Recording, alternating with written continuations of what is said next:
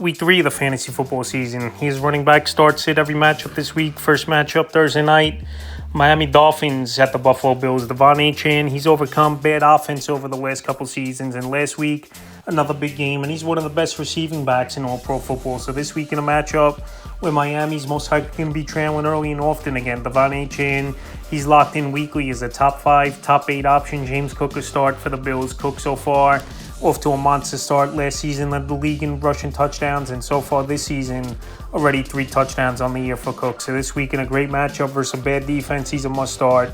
Cincinnati Bengals at the Minnesota Vikings. Chase Brown a start for me in this game. Brown so far hasn't been a great start, but now I think they're going to lean on him a little bit more. Now with obviously Joe Burrow out pretty much the rest of the season for 3 months here, so Brown could do it all. No competition in his backfield. I know it's a tough matchup, but on volume alone, he's going to work into production, in my opinion. Now to Minnesota, Jordan Mason to start. Aaron Jones left that game with a hamstring injury. But the thing is, anyway, Aaron Jones, he's taken a backseat to Jordan Mason the first 2 weeks of the season. They traded picks for him. They signed him to an extension, and it just makes sense for the younger and I think better back at this part of his career, Jordan Mason, to see the field. So Mason in a good matchup versus a bad defense, and especially if Aaron Jones is out, he could be a top 15, 20 option. Aaron Jones, if he plays, he's a sit for me. Week 1, a wheel route down the sideline saved his day. The touches have been limited, and Jordan Mason's been the better running back. Just the only thing, Jones a better receiver out of the backfield. But if Aaron Jones plays, it just feels like to me he's only going to get 8, 12 touches like we've seen in the early going, and that's something you don't want in your starting lineup. Houston Texans at the Jacksonville Jaguars. Nick Chubb a fringe option. Last week he didn't do anything until that late touchdown for Nick Chubb. He was bottled up in that ball game versus Tampa Bay Buccaneers, and we know he's not going to catch the football out of the backfield as well, where Woody Marks is that third down, passing downs back. So Nick Chubb, ceiling not that high, coming off bad knee injury last season, fringe option. Woody Marks a sit in this one. He had a nice 37-yard catch with Marks, but besides that, he didn't do anything. And this offense as a whole has just been a problem the last couple seasons now over there in Houston. And no one's really stepped up and made plays besides Nico Collins. And Woody Marks, even in a decent matchups, a sit for me. Now to the Jaguars, Travis Etienne, he's come out of the gate hot in the early going. Touchdowns in each game for Etienne.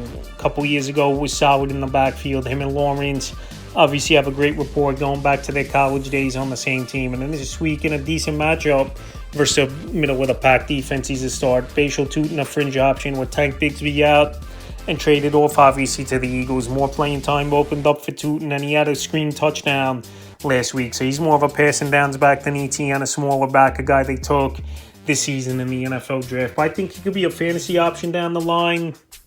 But right now, it's still Etienne's backfield, so I think Tutin's a fringe option. Indianapolis Colts at the Titans. Jonathan Taylor, first 2 weeks of the season with Daniel Jones in there quarterback. It's opened things up for Taylor, and he's off to a great start. So this week in a matchup at Tennessee, a team he's got a lot of, obviously, experience against and success is Jonathan Taylor in a division matchup. He's a must-start running back this week. Tony Pollard to start. No competition in the backfield. Another back that's going to work his way into volume. And I think this game could be closer than people think, where it's a division matchup. Colts are a way better team over the last few seasons at home than they are on the road.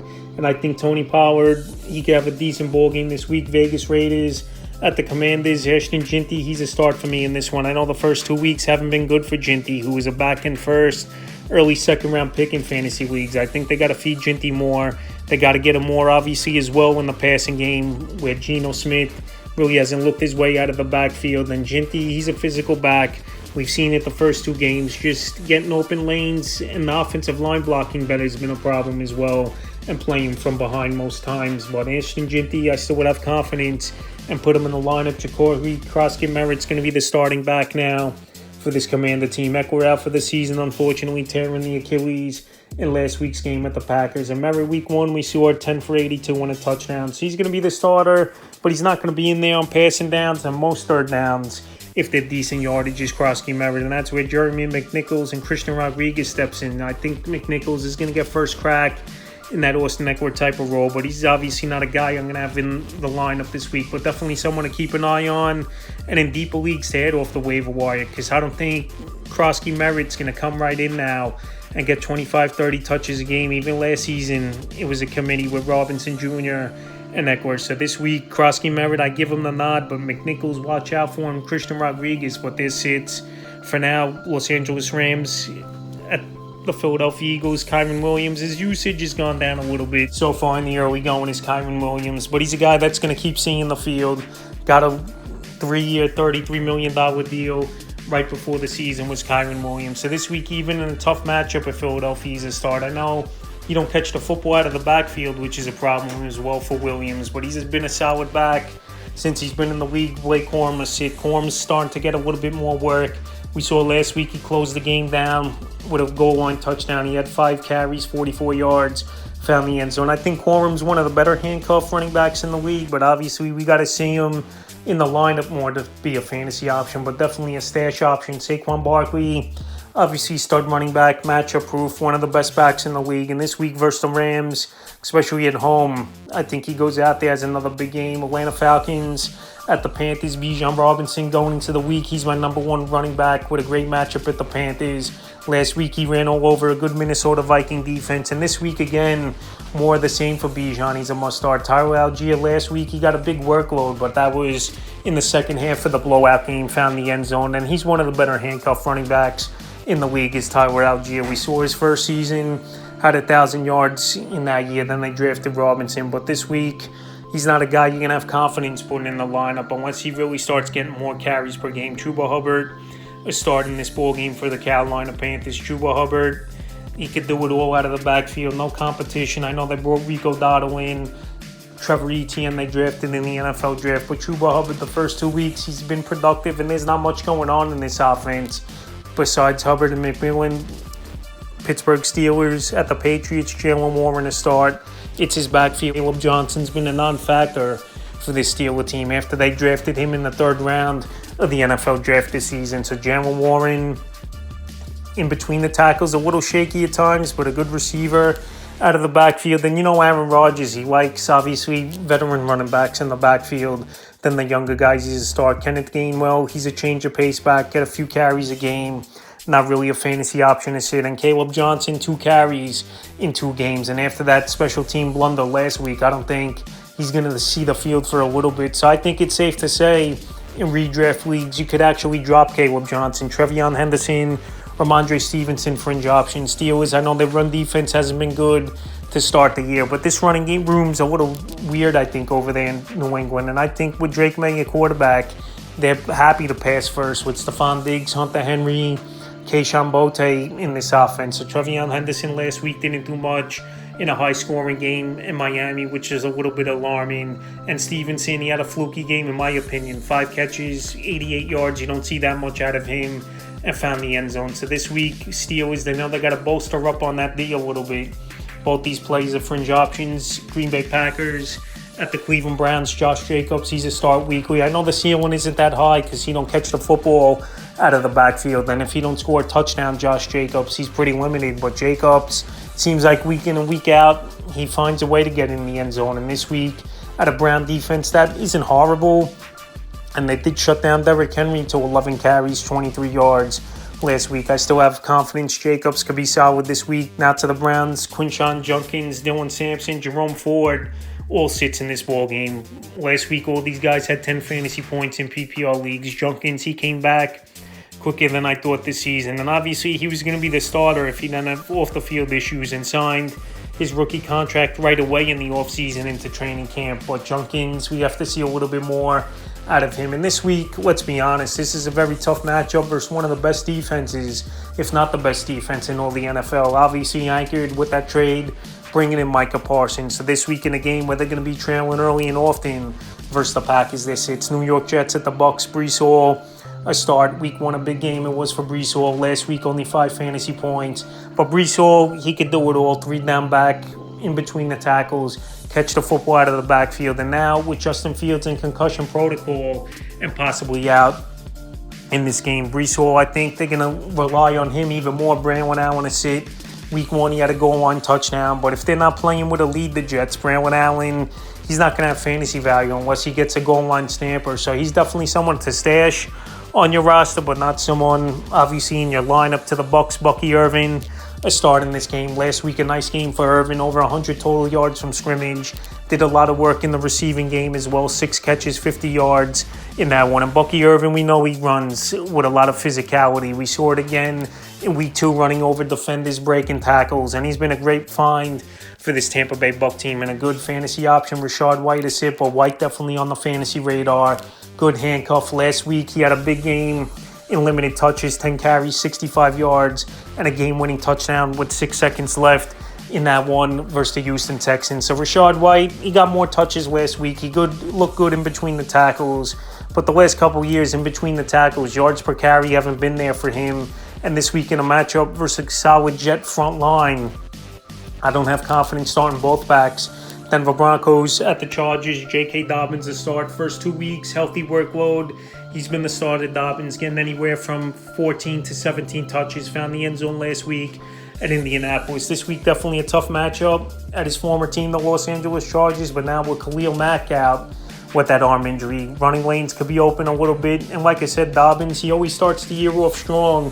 And then unfortunately, injuries do him in. But this week at the Chargers, he's a start. R.J. Harvey, he was a nice draft pick in the NFL draft this season, but so far his workload's been limited in this offense for this Denver Bronco team. We have to see more out of him. But like I said, Dobbins, some part of the season, he's going to go down with injury, and that's where Harvey steps in. But this week in a tough matchup and unlimited touches, he's a sit. Now to the Chargers, Amarian Hampton, he's definitely been a disappointment the first 2 weeks of the season, and it's not 100% all his fault. This Charger team, they came out throwing the football 90% of the time, it seemed like, in week 2 in the first half of that game, where Hampton, he only had 2 carries before halftime. So Hampton, a physical back, had a great career at North Carolina. He was a first-round pick.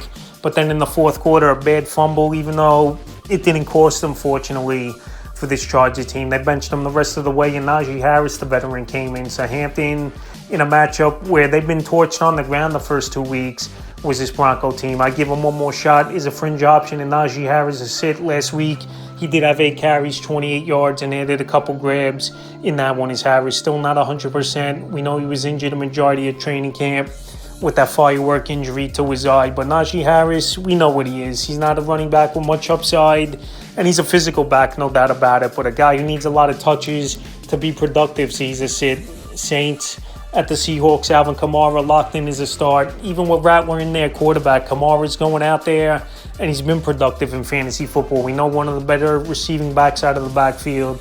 He still has that breakaway speed, second-level home run ability, finding the end zone. And this week, in a tougher matchup, even at the Seahawks, he's a start. Kenneth Walker, Zach Charbonnet, both starts for me. It looks like a 50-50 committee, with Walker obviously being more of a passing downs back than Charbonnet. And Walker, after a bad week 1, week 2 versus the Steelers, he went out there, had a big game with 13 carries, 105 yards, and found the end zone. But I like both these backs in a matchup versus Saint defense that isn't good. And Charbonnet had 15 carries last week, but that Steelers defense bottled them up, 15 carries, 10 yards. But this week, Charbonnet, I would go back to the well and start him. Now to the Dallas Cowboys at the Chicago Bears, Javonte Williams, he's amongst the league leaders, very surprisingly, in fantasy points in the first 2 weeks of the season. So Javonte, maybe he got his legs back after coming off an ACL injury now, 2 seasons removed from that.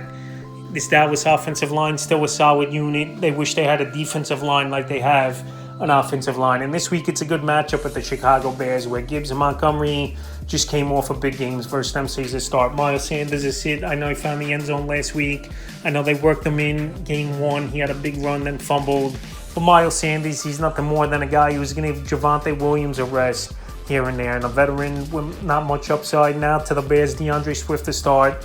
Cowboy defense can't stop anyone. We saw Cam Scatterbo have a good game last week versus defense. And Swift, in this offense with Ben Johnson, they're going to find ways to get on the ball in space. And he did find the end zone last week. Now Kyle Monangai, he's a sit, but definitely someone to keep an eye on as the weeks go on, where he's already passed Roschon Johnson on the depth chart. And going into week 2's game, head coach Ben Johnson said they got to get Monangai more involved. And we know Ben Johnson, going back with the Lions, he likes using 2 running backs, where he was the coordinator there for 3 seasons with Gibbs and Montgomery. So Monangai, as the weeks go on, for the rookie out of Rutgers, he could be a guy that could get more playing time. Arizona Cardinals at the 49ers. James Conner, 2 weeks in a row, touchdowns, have bailed them out, and he put up numbers. And this week, not a great matchup at San Francisco, but obviously a team very familiar with playing in the NFC West all these seasons. So Conner, I still will give the nod. Trey Benson on his heels a little bit, and obviously Benson's been a better receiving back in the early going out of the backfield than Conner. We know Benson, as the year goes on, is just going to keep getting more work, but this week he's a city's Benson and Conner start. Christian McCaffrey, health has been the only thing that's held him back in his career, and so far, first 2 weeks of the year, he's been healthy, putting up big numbers as CMC, and even with Mac Jones in their quarterback last week, he had a big ball game. Sunday night, Kansas City Chiefs at the Giants. Isaiah Pacheco, Kareem Hunt, fringe options. This running game hasn't gotten going, and they've been in games where they're not playing with the lead the last couple weeks here to start the season is Kansas City. So Pacheco, he hasn't been the same since that leg injury last season, and Kareem Hunt is on his heels as well in the backfield. And Hunt, I think he just knows the Sandy Reid system a little bit more than Isaiah Pacheco. So right now, well, it's a 50-50 split, and it is a great matchup at the New York Giants, where the first 2 weeks they're giving up a lot of yards on the ground. They're both fringe options. Tyrone Tracy, Cam Scatterbo sits. Tracy last week, he was phased out in the second half of that game. Cam Scatterbo, he did look physical in between the tackles. He did find the end zone, and we know Scatterbo is the bigger back and the goal line back for this Giant team. Week 1, he got stuffed at the goal line, and then last week he stomped one in versus the Dallas Cowboys. But this week in a tough matchup versus a good run defense, and in a game where they're not versing the Cowboys defense, I can't trust these Giant running backs.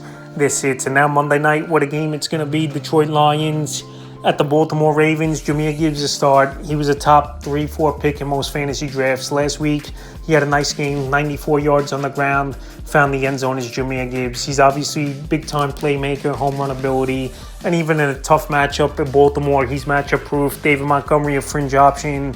Nowadays, his touches have gone down a little bit to Jahmyr Gibbs, where last season it was like 50-50. Now it's 60-40 or even 65-35 in Gibbs' advantage going into the season and the first 2 weeks of the year. So Montgomery, if he don't find the end zone, it seems like his numbers take a hit. And Derrick Henry, horrible game, no doubt about it. Last week, 11 carries, 23 yards. But when did you see Derrick Henry have 2 bad games in a row? So I think they're going to emphasize the run a little more in this game versus Detroit, who's got a big defensive line.